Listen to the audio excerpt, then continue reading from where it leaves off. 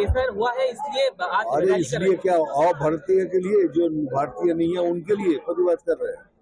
पर कमीशन ने तो कहीं कहा नहीं, इलेक्शन कमीशन ने कहा नहीं, क्या बीजेपी ने भी कहा नहीं कि भाई ये जो हिंदू आए हैं, पाकिस्तान हो, बांग्लादेश हो, अफगानिस्तान हो, उनको जो भी आए हैं उनको हम शेल्टर देंगे, उनको हम किसी तरह नागरिक बना के वोट देने की लायक बनाएंगे। उसी तरह भारतीय जो मुस्लिम है वो भी वोट देंगे।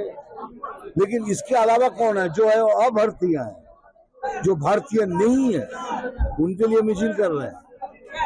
क्या वार्ता देना चाहते हैं? बांग्लादेश को कुछ वार्ता देना चाहते हैं क्या कि देखिए अब हम क्या आपके लोगों के लिए लड़ रहे हैं, हम तैयार हैं, आ जाइए? ऐसा कुछ है क्या? ममता बनर्जी और अभिषेक बनर्जी इससे पहले भी बोल चुके हैं कि ऐसा नहीं होने देंगे, इसके बाद भी ऐसा हुआ है। भाई आज से शुरू हो होने रहा है। नहीं देंगे तो बहुत कुछ सुन रहा हूँ, सुनने दीजिए, करने दीजिए, ये हमारा काम नहीं है, इलेक्शन कमीशन का काम है, तो उनका जवाब देंगे।